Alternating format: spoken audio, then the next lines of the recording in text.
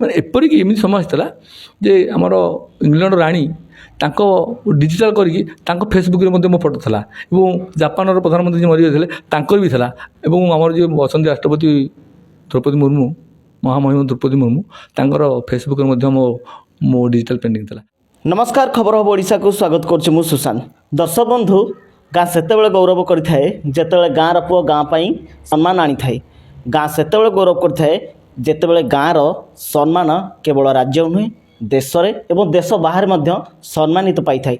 धन्य से बापा माँ धन्य से परिवार संस्कार पाई केवल गाँ नुहे राज्य एवं देश बाहर मध्य गाँ पई एवं आम राज्य पई गौरव आनिछंती। आज से भाई आम सहित जड़े व्यक्तित्व अच्छा जहाँकर ना अच्छी विमल मोहन दास पेशार जड़े शिक्षक किंतु निशा आर्ट करवा अर्थ दर्शक बंधु आपड़ किसी वर्ष तौक जदि जा आर्ट आम साधारणतः भाव देखुवा खाता पेन और कांथ मानक आर्ट कराए किंतु डिजिटल मीडिया जुगरे सी भी बयस सहित किभली प्रोफेशन को आगू नहीं हम डिजिटल मीडिया माध्यम आर्ट कर से आर्ट माध्यम केवल जे राज्य रे तांको कला प्रदर्शन संकुचित होइकि नाही से कला मध्य देश रे अछि से देश जाई मध्य विदेश रे मध्य पहुँची केवल आपण सुनिले आश्चर्य हे ऑस्ट्रेलिया अमेरिका जापान यूएसए एमिति अनेक देश तांको सम्मानित करछंती एवं से सम्मानित आपण सुनिले आश्चर्य केवल आर्ट डिजिटल आर्ट माध्यम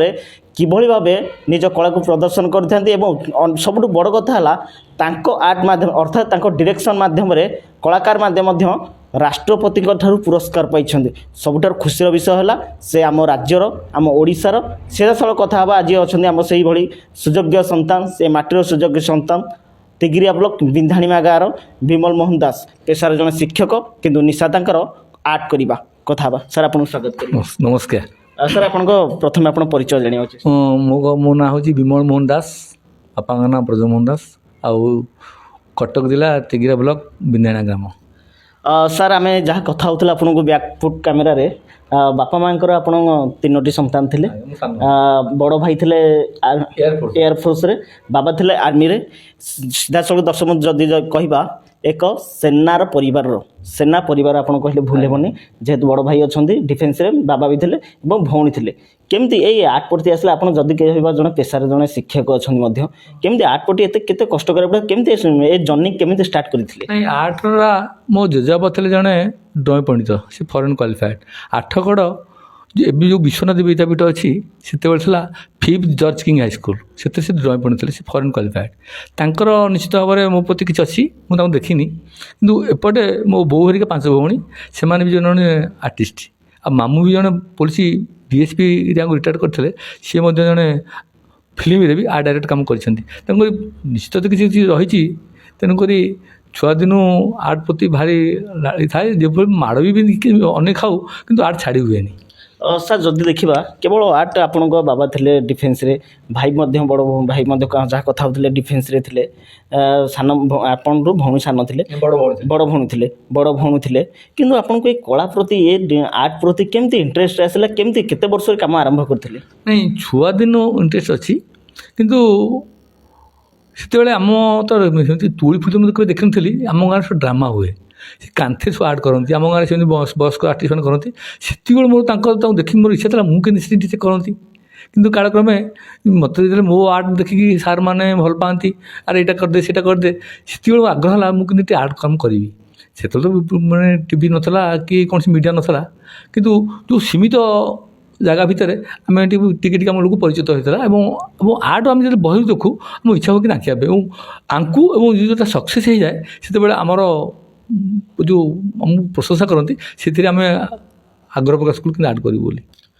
सर आम देखुलु आपण घर जहाँ सब अवार्ड अच्छी दर्शक बंधु पुनर्बार आम कहूँ सार सम्मानित केवल गाँव में ना ब्लॉक रे ना राज्य ना देश में ना विभिन्न कंट्री 25टा कंट्री सम्मानित होती केवल अमेरिका आप सब बड़ इंटरेस्ट कथा है दर्शक बंधु आप शुणिले आश्चर्य आम जो पड़ोसी देश आम जहाँ आम शत्रु भाव गणना करें पाकिस्तान सार सम्मानित होते सर से प्रथम जाना से पाकिस्तान केमती सम्मानित पाकिस्तान मोर जेहेतु विरोधी देश केमती कौन जन्म यहाँ गोटे बड़ आश्चर्य कथा जिते मीडियाटा प्रसार लाभ कर घरे बसिले कौन जापारूनी कोरोना समय और कोरोना बेले जे ଯେ ଲୋକକୁ ସଚେତନ କରିବା ପାଇଁ ମୁଁ ଅଣ୍ଟା ଭିଡ଼ିଲି।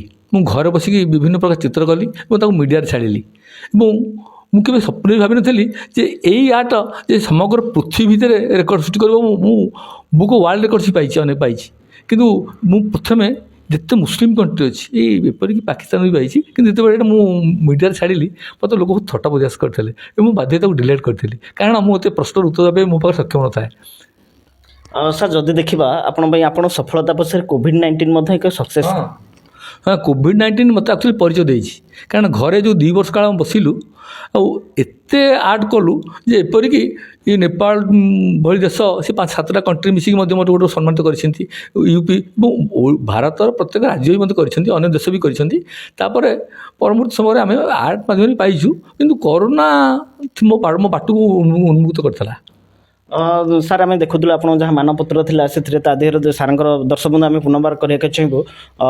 ସାର୍ ପାଇଛନ୍ତି ଇଣ୍ଡିଆନ୍ ୱାର୍ଲଡ଼ ରେକର୍ଡ଼, ମାନେ ଆପଣ ଶୁଣିଲେ ଆଶ୍ଚର୍ଯ୍ୟ ହେବେ, ଡିଜିଟାଲ ମାଧ୍ୟମରେ ଯେଉଁ ଆର୍ଟ କରାଯାଏ ସେଥିରେ ସାର୍ ପାଇଛନ୍ତି ଇଣ୍ଡିଆନ୍ ୱାର୍ଲଡ଼ ରେକର୍ଡ଼, ୱାର୍ଲଡ଼ରେ ରେକର୍ଡ଼ କରିଛନ୍ତି ଡିଜିଟାଲ ମାଧ୍ୟମରେ। ସାର୍ ଗୋଟେ ପ୍ରଶ୍ନ ପଚାରିବି ନିଶ୍ଚିନ୍ତ ଭାବେ, କୋଭିଡ଼ ସମୟରେ ସମସ୍ତ ମାଇଣ୍ଡରେ ଅସ୍ଥିର ଥାଏ, ଏପଟ ସେପଟ ସମସ୍ତ ଟେନସନ୍ ଭିତରେ ଥାନ୍ତି, ତା ଭିତରେ ଆପଣ ୱାର୍ଲଡ଼ ରେକର୍ଡ଼ କଲେ, ସେ ସଂଘର୍ଷ କେମିତି ଥିଲା? ନାଇଁ, ସେ ସଂଘର୍ଷ ଗୋଟେ ଭାରି ଜଟିଳ ଥିଲା। କାହିଁକି ନା ଏମିତି ଗୋଟେ ଭୟ ପଶି ଯାଇଥିଲା ଯେ ଆଜି ଏତେ ମରିଗଲେ, କାଲି ସେତେ ମରିଗଲେ। ତାପରେ କରୋନାଟା କେମିତି ଲୋକ ବାହାର ଜାଣିବେ, ଲୋକ ସଚେତନ ହେବେ, ସେଥିପାଇଁ ନିଜକୁ ଭାରି ଆଗ୍ରହ ପ୍ରକାଶ କଲି। ଏବଂ ମୁଁ ଯେତେବେଳେ ଏଇ ଫେସବୁକ୍ ହେଉ ବା ମିଡ଼ିଆ ମାଧ୍ୟମରେ ମୁଁ ଘରେ ବସି ଚିତ୍ର କରିବି, ପାଖରେ କେହି ନଥାନ୍ତି, ତାକୁ କରିବି ଏବଂ ସମାଜରୁ ଆରମ୍ଭ କରି ସବୁ ପତ୍ରିକାରେ ପ୍ରଥମ ପେଜ୍ରେ ମଧ୍ୟ ଆମ ନାଁଟା ବାହାରେ, ଭାରି ଖୁସି ଲାଗେ। ଏବଂ ଏଇଟା ସମଗ୍ର ବିଶ୍ୱ ଯାଇ ପହଞ୍ଚି ପାରିଲା ଏବଂ ପ୍ରତ୍ୟେକ ଦେଶ ଯେଉଁ ଉତ୍ସାହ ଆସିଲା, ମାନେ ସମ୍ମାନିତ କରାଗଲା, ସେଇଟା ହିଁ ଭାରି ଖୁସି ଲାଗିଲା। ସାର୍ ଯଦି ଦେଖିବା ଆପଣ ପ୍ରଫେସନ୍ ଜଣେ ଶିକ୍ଷକ ଅଛନ୍ତି, କେମିତି ନିଶା ପେଶା ଦୁଇଟା କେମିତି ମେଣ୍ଟେନ୍ କରୁଛନ୍ତି? ନା ଆଜ୍ଞା, ଏଇଟା ହେଉଛି ଗୋଟେ ଭାରି ଜଟିଳ ପ୍ରଶ୍ନ। ଯେତେବେଳେ ଆମେ ସ୍କୁଲ ଚାକିରି କଲୁ ସେତେବେଳେ ତୁମେ ଦରମା ନଥିଲା, ତେଣୁକରି ୟାର ପେଟ ଜଳି ଯାଉଛି, ତୁମେ ଖଟିବାକୁ ପଡ଼ିବ। ସ୍କୁଲରେ ଖଟିଲୁ, ଇଆଡ଼େ ଆର୍ଟ ଯେହେତୁ ଭଗବାନ ଦେଇଛନ୍ତି ତାକୁ ମୁଁ ପେଶା କଲି। ମୁଁ ଗୋଟେ ଆର୍ଟ ସ୍କୁଲ କରିଥାଏ 94 ମସିହାରେ, ମୁଁ ଚାକିରି କଲି 91 ମସିହାରେ। ଏବଂ ସ୍କୁଲରୁ ଆସିବି ମୋ ଆର୍ଟିଷ୍ଟ ଭାଇମାନଙ୍କ ସାଙ୍ଗେ ମିଶିବି, ଆର୍ଟ କାମ କରିବି, ପୁଣି ରାତିରେ ଫେରିବୁ। ଏବଂ ସେଇଟା ବୋଧେ ଭଗବାନଙ୍କର ଗୋଟେ ବିଡ଼ମ୍ବନା ଥିଲା ସେ ମାଧ୍ୟମରେ ମୋତେ ଖରାପ ଯୋଗାଇବା ପାଇଁ। ଏବଂ ଯେହେତୁ ପେଟ ଜଳି ଯାଉଛି, ଆର୍ଟକୁ ପେଶା କରାଗଲା ଏବଂ ଲୋକଙ୍କୁ ଆଦୃତ ହେଲୁ, ଏହା ହେଲା କଥା। କମ୍ ବୟସରୁ ଏ ପ୍ରଫେସନ୍ ଆରମ୍ଭ କରିଛନ୍ତି, ଆପଣଙ୍କ ବୟସ ସେତେବେଳେ କେମିତି ହେଇଥିଲା, କେମିତି ପ୍ରେରଣା ପାଇଥିଲେ, କେମିତି ଯେ ନା ମୋତେ ଏଇଥିରେ ହିଁ ଭବିଷ୍ୟତ କରିବାର ଅଛି ବୋଲି? ନାଇଁ, ଏ ଛୁଆଦିନୁ କାନ୍ଥରେ ବାଟରେ କରିବା, ମାଡ଼ ଖାଇବା ଏ ଅଭ୍ୟାସ ଥିଲା। କିନ୍ତୁ ଘରେ ମୁଁ ସେ ମାଡ଼ ଖାଏ, କିନ୍ତୁ ବାହାରେ ପ୍ରଶଂସା ପାଏ। ଏପରି ସ୍କୁଲକୁ ଗଲେ ସାର୍ ଡାକିବେ ଅଫିସ୍ ଗାଁରେ, ସିଏ ଯାହା ଖାଉଥିବେ ତାଙ୍କୁ ବସିକି ମୋତେ ଖାଇବାକୁ ଦେବେ, ତାଙ୍କ ଅଫିସ୍ କାମ ମୋତେ କରିବାକୁ ପଡ଼େ। ଓ ଆର୍ଟ ସେତେବେଳେ ତ ଏଇ ଯେଉଁ ବର୍ତ୍ତମାନ ଯେମିତି ସିଷ୍ଟମ୍ ସେମିତି ନଥିଲା, ତେଣୁ ମୋ ଆର୍ଟକୁ ତାଙ୍କୁ ଏତେ ଭଲ ଲାଗେ, ମୁଁ କି ବିଶ୍ୱାସ କରିପାରିନି। ତେଣୁ ସାର୍ମାନଙ୍କ ପ୍ରୋତ୍ସାହନଟା ମୋତେ ଆଜି ବର୍ତ୍ତମାନ ଉଠେଇ ନେବା ପାଇଁ ଗୋଟେ ମାଧ୍ୟମ। ଆପଣ ଗୋଟେ କଥା କହିଲେ, ଘରେ ମାଡ଼ ଖାଉଥିଲେ। ଆମର ଗୋଟେ ଓଡ଼ିଆର ଗୋଟେ ଢଗର ଥାଏ, ଗାଁ କନିଆ ସିଙ୍ଗାଣି ନାକି। ଘରେ ବୋଧେ ସେ କଳାଟାକୁ କେହି ଚିହ୍ନି ପାରିନଥିଲେ, ଯେଉଁଟାକି ବାହାର ଲୋକ ଆପଣଙ୍କୁ ସହଜରେ ଚିହ୍ନି ପାରିବେ, ଏଇଟା ଠିକ୍ କଥା? ନା, ଏହା ସତ୍ୟ, ସମ୍ପୂର୍ଣ୍ଣ ସତ୍ୟ। ତାପରେ ପରବର୍ତ୍ତୀ ସମୟରେ ଯେତେବେଳେ ଆମେ ଆୱାର୍ଡ଼ ପାଇଲୁ, ମାଆକୁ ପଚାରିଲେ ତମ ଗୁରୁ କିଏ? ମୁଁ ତ କାହାକୁ ଗୁରୁ କରିନଥିଲି, କିନ୍ତୁ ମାଆର ପ୍ରୋତ୍ସାହନ, କାରଣ ସେ ମୂର୍ତ୍ତି ଫୁର୍ତ୍ତି କରେ, ମୁଁ ତା ସାଙ୍ଗରେ ବସି କରେ, ସିଏ ମୋର ଗୁରୁ କଲେ ଅତ୍ୟୁକ୍ତି ହେବ ନାହିଁ। ଏବଂ ପରବର୍ତ୍ତୀ ସମୟରେ ମଧ୍ୟ ସେ କଳାକାର ଭତ୍ତା ପାଉଥିଲେ କେନ୍ଦ୍ରରୁ, ଏଇ ମୋ ଗୁରୁ ହିସାବରେ। ଏଇଟା ବହୁତ ବଡ଼ କଥା। ବାବା ଥିଲେ ଡିଫେନ୍ସରେ, ବଡ଼ ଭାଇ ମଧ୍ୟ ଡିଫେନ୍ସରେ ଥିଲେ। ଘରେ ସେତେବେଳେ ବାବା କହୁଥିଲେ କାହିଁ ସବୁ ଏ ଧନ୍ଦାରେ ପଶୁଛୁ, ଆମେ ଡିଫେନ୍ସରେ ଅଛୁ, ସମ୍ମାନାସ୍ପଦ ପଦପଦବୀରେ ସମସ୍ତେ ଥିଲେ। ଆପଣ ସେତେବେଳେ ଅନ୍ୟ କାହା କାନ୍ଥରେ ଯାଇକି ଆର୍ଟ କରୁଥିବେ, କେଉଁଠି ଅନ୍ୟ ଜାଗାରେ ବସିକି ଫୁଟପାଥରେ ବସିକି ଆର୍ଟ କରୁଥିବେ, କେମିତି କେତେବେଳେ ସେତେବେଳେ କେମିତି ପ୍ରେରଣା ଦିଅନ୍ତି ଘର ଲୋକ? ନାଇଁ, ଏଇଟା ଗୋଟେ ଆଶ୍ଚର୍ଯ୍ୟ କଥା। ମାଡ଼ ସିନା ପାଠ ଯୋଗୁଁ ହୁଏ, କିନ୍ତୁ ବାପା ଦିନେ କାଳେ କହିନାହାନ୍ତି ଯେ ତୁ କାହିଁ ଆର୍ଟ କରୁନୁ ବୋଲି। କାରଣ ସେତେବେଳେ ସିଏ 71 ମସିହାରେ ରିଟାୟାର୍ଡ଼ କଲେ, 300 କି 400 ଟଙ୍କା ପେନ୍ସନ୍ ପାଉଥିଲେ। ତା ଭିତରେ ଆମ ସୀମିତ ପଇସା ଭିତରେ ବଞ୍ଚିବା କଷ୍ଟ ହେଉଥିଲା, ତେଣୁ ସେ କେହି ମନା କରିନାହାନ୍ତି। ଏବଂ ଯେତେବେଳେ ବଞ୍ଚିତ ଭିତରେ ମୁଁ ପୁରସ୍କାର ପାଏ, ସେ ଭାବ ବିହଳି କାନ୍ଦି ପକାନ୍ତି। ସାର୍ ନିଶ୍ଚିତ ଭାବେ ବାପା ମାଆଙ୍କର ଆଶୀର୍ବାଦ କେଉଁଠି ନା କେଉଁଠି ଥିଲା ନିଶ୍ଚିତ ଭାବେ, ଯାହାଦ୍ୱାରା କି ଆପଣ ଏତେ ସକ୍ସେସ୍ ପାଇଲେ। ସାର୍ ପରବର୍ତ୍ତୀ ଯିବା, 25ଟା କଣ୍ଟ୍ରିରେ ସାର୍ ସମ୍ମାନିତ ପାଇଛନ୍ତି, ପୁଣି ୱାର୍ଲଡ଼ ରେକର୍ଡ଼ ମଧ୍ୟ କରିଛନ୍ତି। ସାର୍ କେମିତି ଆପଣଙ୍କ ଫଟୋ ଚିତ୍ର କାହା ମାଧ୍ୟମରେ, କେମିତି କେବଳ ଯେ ଆମର ସବୁଠୁ ବଡ଼ କଥା ହେଲା ପାକିସ୍ତାନ ଆପଣଙ୍କୁ ସମ୍ମାନିତ କରିଛି, ଆମେରିକା ସମ୍ମାନିତ କରିଛି, ଜର୍ମାନ, ଅଷ୍ଟ୍ରେଲିଆ, ଇଂଲଣ୍ଡ, ଏମିତି ଭେରାଇଟି 25ଟା କଣ୍ଟ୍ରିରୁ ଆପଣ ସମ୍ମାନିତ ହେଇଛନ୍ତି। କେମିତି ସମ୍ମାନସ୍ପଦ କେମିତି ପାଆନ୍ତି, କାହା ମାଧ୍ୟମରେ କେମିତି କ'ଣ ପାଆନ୍ତି? ଶୁଣନ୍ତୁ, ସେତେବେଳେ ଆମର ଯେଉଁ ମିଡ଼ିଆ ଯେଉଁ ଥିଲା, ମିଡ଼ିଆରେ ପ୍ରତ୍ୟେକ ଦିନ ବାହାରେ ଯେ ଆଜି ଏଇ ପିଲା ପୁରସ୍କୃତ ହୋଇଛି, ସେ କାଲି ୱାର୍ଲଡ଼ ରେକର୍ଡ଼ ପାଇଛି। ଏବଂ ମୋତେ ଲାଗିଲା ମୁଁ ସେଥିରେ କାହିଁ ହେଇପାରିବିନି। ଏବଂ ଆକ୍ଚୁଆଲି କରୋନା ୱାରିୟର ସେ ମୋତେ ବାଟ ଦେଖାଇଥିଲା। ହୁଏତ ଦୁଃଖ ପଡ଼ିଥିଲା ପୃଥିବୀରେ, ଲୋକ ମାଛି ଭଳି ମରୁଥିଲେ, କିନ୍ତୁ ଏଇଟା ମୋ ପାଇଁ ଗୋଟେ ସୁଗମ ଥିଲା ନାଁ କରିବା ପାଇଁ ଯେ ପ୍ରତ୍ୟେକ ଦିନ ଗୋଟେ ବାହାରିବ ଲିଙ୍କ୍ ଯେ ଏଥିରେ ଆପଣ ଆର୍ଟ ଛାଡ଼ନ୍ତୁ। ମୁଁ ସେଥିରେ ଛାଡ଼େ। ମୁଁ ଦେଖିଲି ମୋ ସାଙ୍ଗରେ ବି ଅନେକ ଲୋକ ପ୍ରତିଦ୍ୱନ୍ଦ୍ୱ ବି କରନ୍ତି, ସେମାନେ ଆୱାର୍ଡ଼ ପାଆନ୍ତି, ତାଙ୍କୁ ଡକାଯାଏ, କିନ୍ତୁ ମୋତେ ଡକାଲେ ମୁଁ ଯାଇପାରେନି। ଆମ ଘରୁ ବାହାରକୁ ଯିବା ଅସମ୍ଭବ ହୋଇପଡ଼େ, କିନ୍ତୁ ବାଧ୍ୟ ହୋଇକି ସ୍କୁଲ ଯେହେତୁ ଚାକିରି କ'ଣ କରିଛୁ, ଆମକୁ ଯେତିକି ସମ୍ଭବ ସେତିକି ସୀମିତ ଭିତରେ ପହଞ୍ଚିପାରୁ। କିନ୍ତୁ ଏଇ ମାଧ୍ୟମଟା ଥିଲା ବଡ଼ ମାଧ୍ୟମ, ଏଇଟା ଥିଲା ଏମିତି ଗୋଟେ ମାଧ୍ୟମ ସମଗ୍ର ପୃଥିବୀରେ ପହଞ୍ଚିବା ପାଇଁ। ଆଉ ଯଦି ହାତ ତୋଳି ଆର୍ଟ କରି ଏଇ ତା ସୀମିତ ଭୁବନେଶ୍ୱର କଟକ ଏହା ଭିତରେ ଥିଲା ତା ଏରିଆଟା, ନହେଲେ ମିଡ଼ିଆ ଥିଲା ସମ୍ପୂର୍ଣ୍ଣ ପୃଥିବୀକୁ ବ୍ୟାପିଲା ଭଳିଆ। ସାର୍ ନିଶ୍ଚୟ ଭାବେ ଆମେ କହିବା ଯେ ଆପଣ ଡିଜିଟାଲ ମିଡ଼ିଆ ଆପଣଙ୍କ ପାଇଁ ଏକ ନୂଆ ପରିଚୟ ସୃଷ୍ଟି କରିଛି। ଦର୍ଶକ ବନ୍ଧୁ ଆମେ ପୁନର୍ବାର କରି ରଖିବାକୁ ଚାହିଁବୁ, ଦର୍ଶକ ବନ୍ଧୁ ବର୍ତ୍ତମାନ ଡିଜିଟାଲ ମିଡ଼ିଆ ପ୍ଲାଟଫର୍ମ ଆପଣଙ୍କୁ କେତେବେଳେ ବି ରାତି ସେଲିବ୍ରେଟ୍ କରିପାରେ, କେତେବେଳେ ବି ଆପଣଙ୍କର ବିଧ୍ୱଂସ ବି କରିପାରେ। ଦର୍ଶକ ବନ୍ଧୁ ଆମ ସାମ୍ନାରେ ଯେଉଁ ସାର୍ ଅଛନ୍ତି ବିମଲ ସାର୍, ସ୍ୱତନ୍ତ୍ର ଉଦାହରଣ ଆପଣମାନଙ୍କ ପାଇଁ ଡିଜିଟାଲ ମିଡ଼ିଆ ମାଧ୍ୟମରେ କେମିତି କେବଳ ଦେଶ ନୁହଁ ଦେଶ ବାହାରେ ମଧ୍ୟ ନିଜ ନାଁକୁ ସୁନାମ ଆଣିଛନ୍ତି।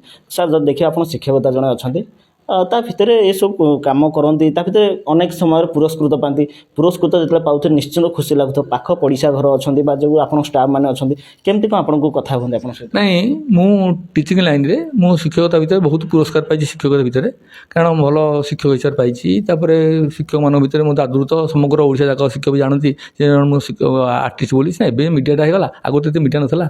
ତେଣୁକରି ମିଡ଼ିଆ ବା ନିଜ ଆର୍ଟଟା ନିଜ ସୁଦୂର ପ୍ରସାରୀ, ତ ଆପଣ ଯେତେ ସେ ମିଡ଼ିଆ ନଥିଲା ମଧ୍ୟ ଆପଣ ସେ ପହଞ୍ଚିପାରିବ ଏବଂ ସେଥିରେ ପହଞ୍ଚିଥିଲା। ତାପରେ ଏଇଟା ଗୋଟେ ମାଧ୍ୟମ ହୋଇଗଲା, ଆପଣ ଆଜିକି ପୁରସ୍କାର ପାଇଗଲି ବୋଲି ଆୱାର୍ଡ଼ ପାଇଗଲି ବୋଲି ଆଜି ମିଡ଼ିଆ ବା ଡାକି ମୋତେ ପ୍ରଶଂସିତ କରୁଛନ୍ତି, ନହେଲେ ନାଁଟା ଆଗରୁ ବ୍ୟାପିକି ଥିଲା। ସାର୍ ଏମିତି କିଛି ଥିବ ଆପଣ ଯେତେବେଳେ ନୂଆ ନୂଆ କ୍ୟାରିୟର ଆରମ୍ଭ କରୁଥିବେ ସେତେବେଳେ ଆପଣଙ୍କୁ ବିନା ପାରିଶ୍ରମିକରେ ମଧ୍ୟ ଲୋକ ସେମିତି କିଛି କରିଥିବେ, ଆପଣ ସେମିତି କିଛି ଅନୁଭୂତି ଅଛି ଯେଉଁଟାକି ଆପଣ କରିଥିବେ, ବହୁତ ମେହନତ କରିଥିବେ ସେ କାମ ପାଇଁ, କିନ୍ତୁ ଆପଣଙ୍କୁ ପାରିଶ୍ରମିକ କିଛି ମିଳିନି ତ? ଏବଂ ଏମିତି ବି ଘଟଣା ଥିବ ଯେ ବହୁତ ଦିନ ସମୟ ଲାଗିଥିବ ଗୋଟେ ଆର୍ଟ କରିବାକୁ, ପ୍ରଥମେ ଆରମ୍ଭ କରିବା ସାର୍ ଏମିତି କିଛି ଆର୍ଟ କରିଥିବେ ଯେଉଁଟାକି ବିନା ପାରିଶ୍ରମିକ ଆପଣଙ୍କୁ ସେମିତି କିଛି ଅଛି ଇନସିଡେଣ୍ଟ? ନାଇଁ, ନାଁ କରିବା ପାଇଁ ବହୁତ କଷ୍ଟ କରିବାକୁ ପଡ଼ିଛି, କାରଣ ଅନେକ ଲୋକଙ୍କ ହାତରେ ଆମେ ପଡ଼ିଛୁ। ସିଏ ବାବା ନେବା ପାଇଁ ଆମେ ପରିଶ୍ରମ କରିଛୁ, କିନ୍ତୁ ସିଏ ବାବା ନେବେ ବୋଲି ଆମେ ଜାଣିନୁ, କିନ୍ତୁ ଆମେ ପରିଶ୍ରମ କରୁ, ସେ ବାବା ନିଅନ୍ତି। ଯେତେବେଳେ ଆମେ ତା ବାଟଟି ପାଇଗଲୁ, ଆମେ ଆର୍ଟ କରୁ, ଆମେ ବାବା ନେଇଛୁ। ତେଣୁକରି ସେ ସଂସ୍ଥା ସେଇ ଆଗରେ ଯେତେବେଳେ ତୁମ ଅଭାବ ଭିତରେ ତୁମେ ଗତି କରିବ, ସେତେବେଳେ ତୁମକୁ ନିଶ୍ଚୟ ଲୋକମାନେ ନଚେଇବେ ଏବଂ ତୁମକୁ ଫାଇଦା ନେବେ, ଏବଂ ସେଭଳି ସମୟ ଆସିଛି, କାରଣ ସେତେବେଳେ ପେଟ ପୋଡ଼ିଯାଏ। ନିଶ୍ଚୟ ଆମେ ସାର୍ କହିବା ଯେ ଅଭାବରେ ଯେଉଁ ସ୍ୱଭାବ ନଷ୍ଟ କରାଯାଇଥାଏ, ଆପଣଙ୍କ କଳାକୁ ଅନ୍ୟ ଜଣେ ନେଇକି ବିକ୍ରି କରିକି ସେ ନିଜକୁ ବାବା ନେଇଥାନ୍ତି। ସେମିତି ହେଇଛି। ଆମେ ଯେତେବେଳେ ଆମ ପ୍ରଚ୍ଛଦ ପଟାଙ୍କୁ କୌଣସି ମାଗାଜିନ୍ର ଆମେ କରି ପଠାଉ, କିନ୍ତୁ ଅନ୍ୟ ନାଁ ଦସ୍ତଖତ କରି ଅନ୍ୟ ନାଁରେ ବାହାରେ, ସେ ଭାରି କଷ୍ଟ ଲାଗେ। କଷ୍ଟ ଲାଗୁଥିବ, ମୁଁ ଏତେ ପରିଶ୍ରମ କଲି ମୋ ନାଁ ନ ବାହାରି ଭାରି କଷ୍ଟ ଲାଗେ। ସେ କଷ୍ଟଟା କହିହେବନି ବା ସେଇଟା କହିଲେ କେହି ବୁଝିପାରିବେନି। କିନ୍ତୁ ବର୍ତ୍ତମାନ କଳାକାର ଲାଇନ୍ କିଛି କଳା ପ୍ରତି ଯାହାର ଆନୁଗତ୍ୟ ଅଛି ସେମାନେ ବୁଝିପାରିବେ, ନା ସମସ୍ତେ ବୁଝିପାରିବେନି। ସେ ଯେଉଁ ପରିଶ୍ରମ ଭାରି କହିହେବନି, ସେ କାରଣ ସେଇ ଯେଉଁ ମନ ଭିତରେ ଯେଉଁ କ୍ରିଏଟିଭିଟିଟା ଆଉ ଥରେ ଚେଷ୍ଟା କଲେ ବାହାରିବନି, ସେତେବେଳେ ଯଦି ବାହାରିଥିବ, ତେଣୁକରି କଷ୍ଟ ଲାଗିବନି। ସାର୍ ଏମିତି କିଛି ଆର୍ଟ ଥିବ ଯେଉଁଟାକି ଆପଣଙ୍କୁ ବହୁତ ପରିଶ୍ରମ ଲାଗିଥିବ, ବର୍ଷ ଧରି କରିବାକୁ ପଡ଼ିବ, ସେମିତି କିଛି ଆର୍ଟ ଅଛି କି? ନାଇଁ, ସେମିତି ଆର୍ଟ ଅଛି, ସେ ଆଉ କ'ଣ ଆର୍ଟ ରଖିବୁ, ଆମେ ତ ଆଉ ସାଇତି ରଖିବା ପାଇଁ ଆମ ମୁଣ୍ଡ ଭିତରେ ସାର୍ ନଥିଲା। କିନ୍ତୁ ଯେତେବେଳେ ସବୁ ସାର୍ଟିଫିକେଟ୍ ବିଭିନ୍ନ ପ୍ରକାର ପାଇଗଲୁ, ଏବେ ବି ଜାଣିଛୁ ଯେ ଲୋକମାନେ ଆମେ ଆଦୃତ କରୁଛନ୍ତି, ନହେଲେ କେହି କାହାକୁ ପଚାରୁନଥିଲେ। କିନ୍ତୁ ଓଡ଼ିଶାରେ ବଞ୍ଚି କଳାକୁ ଆଦୃତ କରିବା ଭାରି କଷ୍ଟ, କିନ୍ତୁ ଏବେ ଆସିଗଲାଣି। ମାନେ ଆମେ ଆଖି ଆଗରେ ଯାହା ଦେଖୁଛେ ସବୁ ହେଉଛି ଗୋଟେ ଆର୍ଟ। ତୁମେ ଯଦି ଆକ୍ଚୁଆଲି ଆର୍ଟକୁ ତୁମେ ପେଶା କରି ଚାହିଁବ ଏବଂ ପ୍ରୋତ୍ସାହନ ଥିବା ଦରକାର ଏବଂ ସ୍ୱପ୍ନ ଥିବା ଦରକାର, ତାହେଲେ ଆର୍ଟ ନିଶ୍ଚିତ ଭାବରେ ଗୋଟେ ଲୋକକୁ ଏପରି ଜାଗାକୁ ନେଇଯିବ ଯିଏକି ସେ ସ୍ୱପ୍ନରେ ଭାବିନଥିବ। ନିଶ୍ଚିତ ସତ୍ୟ ଆର୍ଟ ଆମେ କରିଛେ, ଯେଉଁଟାକି ମାନେ ଗୋଟେ ଫିଲୋସଫିକାଲ୍ ଆର୍ଟ ନହେଲେ କେହି ବୁଝିପାରିବନି।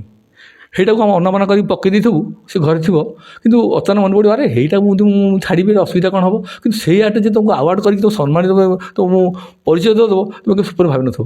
କିନ୍ତୁ ସେଇଟା ହେଉଛି ବହୁତ ପରିଶ୍ରମ ଥିବ, କିନ୍ତୁ ଜଣେ ଏଇଟା ବୁଝିପାରିବନି। ଯେମିତି ଆଜିକାଲି ଆଧୁନିକ କବିତା ଅଛି, ସେଇଭଳିଆ ସେ ଜିନିଷ ସେଇଆ। ତାର ତ ଆପଣ କହିବା ଆପଣ ଯେଉଁଟା ଏକ୍ସପେକ୍ଟେସନ୍ କରିନଥିବେ ସେଇଟା ହିଁ ଆପଣଙ୍କୁ ରେଜଲ୍ଟ ଦେଇଦେବେ। ହଁ ଦିଦି, ସେଇଭଳିଆ ତୁମେ ଯେଉଁଟା ସ୍ୱପ୍ନରେ କି ଭାବିନଥିବ, ସେଇ ଜିନିଷଟା ହିଁ ଆପଣ ବି ନାଁ କରିଯିବେ। ତେଣୁକରି କଳା ଲାଇନ୍ଟା ସେଇଆ। ସାର୍ କଳାକାରକୁ ନେଇକି ଆପଣ କ'ଣ କହିବେ? କଳାକାରକୁ ନେଇକି ଆରାମସେ ପେଟ ପୋଷି ହେବ ବର୍ତ୍ତମାନ? ନାଇଁ, କଳାକାରକୁ ନେଇ ପେଟ ପୋଷି ହେବ ଯଦି ପ୍ରୋତ୍ସାହନ ଥିବା ଦରକାର, ତା ପଛରେ ସମର୍ଥନ ଥିବା ଦରକାର, ଏବଂ ସିଏ ସ୍ୱପ୍ନ ଥିବ ଯେ ମୁଁ କିଛି କରିବି। ଯଦି ସିଏ ବାଚାଳାମି କରିକି ଏଇଟା କରିବି, ସେଇଟା କରିବିନି, ଏଇଟା କରିବିନି, ସେମିତି ନାହିଁ। କିନ୍ତୁ ଆମେ ଆଖିରେ ଯାହା ଦେଖୁଛେ ସବୁ କଳା। ଆମେ ଏଇଟା ଗୋଟେ ବହି ଦେଖୁଛେ, ଆକୁ ଜଣେ ଡିଜାଇନ୍ ଦେଇଛି। ଆମେ ଗୋଟେ ଫୁଲକୁଣ୍ଡ ଦେଖୁଛେ, ତାକୁ ବି ଜଣେ ବି ଡିଜାଇନ୍ ଦେଇଛି। ଆଜି ଜଣେ ସାର୍ଟ ପିନ୍ଧିଛି, ତାକୁ ବି ଜଣେ ଡିଜାଇନ୍ ଦେଇଛି। ସେ ଜଣେ କଳାକାର। ତେଣୁକରି ଏ ଘରଟା ବି ଜଣେ ବିଲ୍ଡିଂ ଅଛି, ସେ ବି କଳାକାର। ଜଣେ ଇଲେକ୍ଟ୍ରିକ୍ ବୋର୍ଡ଼ ହେଇଛି, ତାକୁ ବି ଜଣେ ଡିଜାଇନ୍ ଦେଇଛି। ପ୍ରତ୍ୟେକ ଡିଜାଇନର ହେଉଛି ଗୋଟେ ଗୋଟେ କଳାକାର। ତୁମେ ଯଦି ଭାଙ୍ଗି ପଡ଼ିବ ଯେ ମୁଁ କ'ଣ କରିବି, ସ୍ୱପ୍ନ ସାକାର କରିବା ପାଇଁ ତୁମେ ଅଧ୍ୟବସାୟ ଦରକାର। ବିନା ଅଧ୍ୟବସାୟ କେବେ ବ୍ୟର୍ଥ ଯାଏନି। କଳା କଳା, ଆଉ କଳାକୁ ନାଁ କରିହେବ ନିଶ୍ଚିତ ଭାବରେ। ଯଦି କଳାକୁ ତୁମେ ମାନେ ଗୋଟେ ଫର୍ମାଲିଟି ଭାବିବ ଯେ ମୁଁ ପୁରସ୍କାର ବି କଳା କରିବି, ତାହେଲେ ହେଇପାରିବନି। ଆପଣ କି ସୃଷ୍ଟି କରିବେ, ଆପଣ ସର୍ଜନା କରିବେ, ନିଶ୍ଚିତ କଳା ଦିନେ ନା ଦିନେ ଆପଣ ଏଭଳି ପରିଚୟ ଦେବ ଯେ ଆପଣ ତ ସ୍ୱପ୍ନ ବି ଭାବିନଥିବେ। ଆପଣ ଗାଁ ଗଣ୍ଡା ସମସ୍ତେ ଆପଣଙ୍କ ମାନେ ସମ୍ମାନିତ ହେଇଯିବେ। ଏବଂ ଆପଣ ପରିଚୟରେ ଆପଣ ଗାଁ ଚାଲିବ, ଆପଣ ପରିଚୟରେ ଆପଣ ପିଲା ବଞ୍ଚିବେ, ଆପଣ ପରିଚୟରେ ଆପଣ ସ୍କୁଲ ବି ବଞ୍ଚିବ। ତେଣୁ କଳା ନିଶ୍ଚୟ ସମ୍ମାନସ୍ପଦ ଜିନିଷ। ସାର୍ ଯେତେବେଳେ ମଧ୍ୟ ବାପା ମା' ବି ସମ୍ମାନିତ ବା କୃତିତ୍ୱ ଅର୍ଜନ କରନ୍ତି, ଯେତେବେଳେ ଆମ ପିଲା ଆମଠୁ କିଛି ଉପରେ ଯାଉଛି, କେମିତି ଫିଲିଙ୍ଗସ୍ ଥିଲା ସେତେବେଳର ସମୟରେ? ଗାଁ ପାଇଁ କିଛି କରିବା ଯେଉଁ ଆଶା ଆକାଂକ୍ଷା ଥିଲା, ୱାର୍ଲଡ଼ରେ ରେକର୍ଡ଼ ସମ୍ମାନିତ ହେଉଥିଲେ, ବାପା ମା' ଖୁସି ହେଉଥିଲେ, କେମିତି କ'ଣ ଫିଲିଙ୍ଗସ୍ ହୁଏ ଆପଣଙ୍କୁ ସେତେବେଳେ? ନାଇଁ ନାଇଁ, ଗୋଟେ ଫିଲିଙ୍ଗସ୍ ହୁଏ, କିନ୍ତୁ ହୁଏ ମୋ ସାର୍ ମାନେ ଜାଣନ୍ତେ, ଆଉ ବାପା ନଥିଲେ, ବାପା ବସିଥିଲେ ସେ ଟିକେ ଜାଣିଥାନ୍ତେ, ଏଇ ଜିନିଷ ଫିଲିଙ୍ଗ ହେବ ନିଶ୍ଚିତ। ଭାରି ଭାରି ମନେ ପଡ଼ିବ ଯେ ମୋ ପିଲାମାନଙ୍କୁ ସବୁ ପିଲାଙ୍କ ନିକଟରେ ପହଞ୍ଚିବା ଦରକାର, ମୋ ଗୁରୁଜନମାନଙ୍କୁ ପହଞ୍ଚିବା ଦରକାର। ଆମେ ତ ବୟସ୍କ ହେଇଗଲୁଣି, 60 ବର୍ଷ ପାଖାପାଖି ହେଇଗଲାଣି, ଏବଂ ସେ ଲୋକମାନେ ନାହାନ୍ତି ଏବଂ ଅବଶୋଷ ରହିଯାଉଛି ଯେ ହଁ ସେମାନେ ଥିଲେ ଜାଣିଥାନ୍ତେ, ହଁ ପପୁ ଆଜି ଗୋଟେ ଆର୍ଟ କାମ ଡାକନ ପପୁ, ହଁ ମୋ ପପୁ କରୁଛି ଦେଖିଥାନ୍ତେ। ତେଣୁକରି କଳାଟା ନିଶ୍ଚିତ ଭାବରେ ରହିବ, ଯେମିତି ମୋ ଗାଁ ବଞ୍ଚି ରହୁ, ମୋ ସମ୍ମାନ ବଞ୍ଚି ରହୁ, ଆଉ ମୋ ଦେଶ ବଞ୍ଚି ରହୁ, ଏହା କଥା। ସାର୍ ସମ୍ମାନିତ କରନ୍ତି, ଆକ୍ଚୁଆଲି ସେ ଡାକନ୍ତି, ଅନେକ ଜାଗା ଡାକିଛନ୍ତି ଏବଂ ଆମ ଓଡ଼ିଶାରେ କ'ଣ ଓଡ଼ିଶା ବାହାରେ ମଧ୍ୟ ଡାକିଛନ୍ତି। ଆମେ କେତେ ଯାଇଛୁ, କିନ୍ତୁ ସେମାନେ ସମ୍ମାନିତ କରିବା ପୂର୍ବରୁ ଆପଣଙ୍କୁ ସେ ସନନ୍ଦ ପଠାନ୍ତି, ନିମନ୍ତ୍ରଣ କାର୍ଡ଼ ପଠାନ୍ତି, ସବୁ କରନ୍ତି, କିନ୍ତୁ ସେଇଟା ପାଇଲା ପରେ ବି ସେ ଆମକୁ ସମ୍ମାନିତ କରନ୍ତି। ଯେତେବେଳେ ଓଡ଼ିଶା ଏକ କଳାର ରାଜ୍ୟ, ଏଥିରେ କଳାକାର ଅଭାବ ନାହାନ୍ତି। ଓଡ଼ିଶାକୁ ନେଇକି ଆପଣ ସ୍ୱପ୍ନକୁ ସ୍ପେଶାଲ ଯଦି କହିବା, ଆପଣ ଅଞ୍ଚଳକୁ ନେଇକି ନିଶ୍ଚୟ ଭାବେ, ଯେହେତୁ ଗାଁର ପୁଅ ଅଛନ୍ତି, ଆପଣଙ୍କର ତିଗିରି ଆଉ ଆଠଗଡ଼ ବ୍ଲକ ଅଛି, ନିଶ୍ଚୟ ଭାବେ ଆଶାବାଦୀ ଥିବେ ବ୍ଲକର ଯେ ଆମ ଅଞ୍ଚଳର ପୁଅ କିଛି କରୁ। ଆପଣଙ୍କ ଏଇ ଅଞ୍ଚଳକୁ ନେଇକି ସ୍ପେଶାଲ ଭାବେ ଓଡ଼ିଶାକୁ ନେଇକି ସ୍ୱପ୍ନ କ'ଣ ଅଛି? ନାଇଁ, ଓଡ଼ିଶା ଗୋଟେ କଳା ରାଜ୍ୟ, ଏହା ସତ୍ୟ। ଆଉ ମୁଁ ବେସିକାଲି ମୁଁ ଯେଉଁ ଗାଁରେ ଜନ୍ମ ହୋଇଛି, ମୁଁ ସେଥିପାଇଁ ଗର୍ବିତ। ଏବଂ ମୋ ଗାଁ ନାଁ ହେଲା ବିନ୍ଧାଣୀ ମା', ଆଉ ବିନ୍ଧାଣୀ ମା' ହେଉଛି ବିନ୍ଧାଣୀମାନଙ୍କର ମା'। ଆଉ ମୁଁ ଗର୍ବିତ ଏଇଥିପାଇଁ ଯେ ଏଇ ଗାଁର ମୁଁ ଜଣେ ବିନ୍ଧାଣୀ। ଆଉ ନିଶ୍ଚିତ ଭାବରେ ମୁଁ ବଞ୍ଚି ରଖିବାକୁ ଚେଷ୍ଟା କରିବି ଯେ ମୋ ପରବର୍ତ୍ତୀ ପିଢ଼ିମାନେ କେମିତି ଓଡ଼ିଶା କ'ଣ ପୃଥିବୀରେ ନାଁ କରନ୍ତୁ। ଆଉ ନିଶ୍ଚିତ ଭାବରେ ଓଡ଼ିଶା ହେଉଛି ମୋ ଓଡ଼ିଶା ନା, ସେ ନାଁ କରନ୍ତୁ, ଏହା ମୁଁ ଚାହିଁବି। ବର୍ତ୍ତମାନ ଡିଜିଟାଲ ମାଧ୍ୟମରେ ଆମେ ପୃଥିବୀର ପ୍ରତ୍ୟେକ ଜାଗାରେ ପହଞ୍ଚି ପାରୁଛେ। ଆମ ଆର୍ଟ କାହିଁକି ସବୁ ଜାଗାରେ ପହଞ୍ଚି ପାରିବନି? ଆମେ କାହିଁକି ନୂଆ କଥା ଶିଖିବାନି? ଆମ ମୁଣ୍ଡ ଭିତରେ କାହିଁକି ଆମେ ସୃଜନ ସୃଷ୍ଟି କାହିଁକି କରିବାନି? ଯଦି ଏଇଟା ଆମ ଭିତରେ ରହିଲା, ତାହେଲେ ଆମେ ତୁମକୁ ଅନୁପ୍ରାଣିତ ହୋଇକି ତୁମ ସେକେଣ୍ଡ ପିଢ଼ିମାନେ କିଛି କରିବେ। ଏବଂ ତୁମେ ଯେତିକି ଜାଣିଛ ତୁମେ ସମସ୍ତଙ୍କୁ ସେ ବିଦ୍ୟା ଶିଖିଲେ ଆମେ ଏ ଓଡ଼ିଶା କଳା ବଞ୍ଚି ରହିବ, ନହେଲେ ବଞ୍ଚି ରହିପାରିବ ନାହିଁ। ଧନ୍ୟବାଦ ସାର୍ ଆପଣଙ୍କର ମୂଲ୍ୟବାନ ସମୟ ଦେଇଥିବାରୁ। ଦର୍ଶକ ବନ୍ଧୁ, ଆଜି ଆମେ ଥିଲୁ କଟକ ଜିଲ୍ଲା ତିଗିରିଆ ବ୍ଲକ ବିନ୍ଧାଣୀମା ଗ୍ରାମର ବିମଲ ମୋହନ ଦାସଙ୍କ ପାଖରେ, ଯିଏକି ଡିଜିଟାଲ ମାଧ୍ୟମରେ କେବଳ ରାଜ୍ୟ ନୁହେଁ, ଦେଶ ଏବଂ ଦେଶ ବାହାରେ ଏମିତିକି 25ଟି କଣ୍ଟ୍ରିରୁ ସମ୍ମାନ ପାଇଛନ୍ତି। ସେ ସମ୍ମାନ କେବଳ ଯେ ତାଙ୍କ ବ୍ୟକ୍ତିଗତ କହିବା ଠିକ୍ ନୁହେଁ, ଆମ ଦେଶ ମଧ୍ୟ ସେଠି ବାହାର ଦେଶରେ ସମ୍ମାନିତ ହେଉଛି। ସବୁଠୁ ଆଶ୍ଚର୍ଯ୍ୟଜନକ କଥା, ଆମେ ତାଙ୍କ ସହିତ ଯାହା କଥା ହେଉଥିଲେ, ଡିଜିଟାଲ ମାଧ୍ୟମରେ ଆଜିକା ଡେଟ୍ରେ ସବୁକିଛି ସମ୍ଭବ। କଳାକାରମାନେ କଳା ପ୍ରଦର୍ଶନ କରିପାରିବେ ଏବଂ ଯୁବପିଢ଼ିମାନେ ଏହି କଳାକୁ ପ୍ରଦର୍ଶନ ମାଧ୍ୟମରେ ଆରାମସେ ନିଜର ପେଟ ବହି ଭରଣ ପୋଷଣ କରିପାରିବେ। ଆଶା କରୁଛୁ ନିଶ୍ଚୟ ଭାବେ ଏ ଖବରଟି ଆପଣଙ୍କୁ ଶୁଭଦାୟକ ହେବ। ଧନ୍ୟବାଦ ଦେବି ଅନ୍ୱେଷଣ ଟ୍ରଷ୍ଟର ଯେ ସମ୍ପାଦକ ଅଛନ୍ତି ପ୍ରଦୀପ କୁମାର ପଟ୍ଟନାୟକ, ଏ ଖବର ଆମକୁ ଦେଇଥିଲେ ଏବଂ ଆପଣଙ୍କ ପାଖକୁ ଲୋକଲୋଚନ ଆଣିବା ପାଇଁ ସେ ବାର୍ତ୍ତା ଆମକୁ ଦେଇଥିଲେ, କିଭଳି ଭାବେ ଗାଁର କଳାକୁ ଲୋକମାନଙ୍କ ପାଖରେ ଆଉଥରେ ପହଞ୍ଚିବେ। ନିଶ୍ଚୟ ଭାବେ ଆମେ ଗୌରବାନ୍ୱିତ କରିବୁ, ଯେହେତୁ ଆମେ ଡିଜିଟାଲ ଚ୍ୟାନେଲରେ କାମ କରୁଛୁ ଏବଂ ସାର୍ ମଧ୍ୟ ଡିଜିଟାଲ ମିଡ଼ିଆରେ କାମ କରିକି ମଧ୍ୟ ଡିଜିଟାଲ ମାଧ୍ୟମରେ ଦେଶ ବାହାରେ ସମ୍ମାନିତ ହୋଇଛନ୍ତି। ତିଗିରିଆରୁ ଗଙ୍ଗାଧର ସାହୁଙ୍କ ସହିତ ସୁଶାନ୍ତ ପାଣିଗ୍ରାହୀଙ୍କ ରିପୋର୍ଟ, ଖବର ହବ ଓଡ଼ିଶା।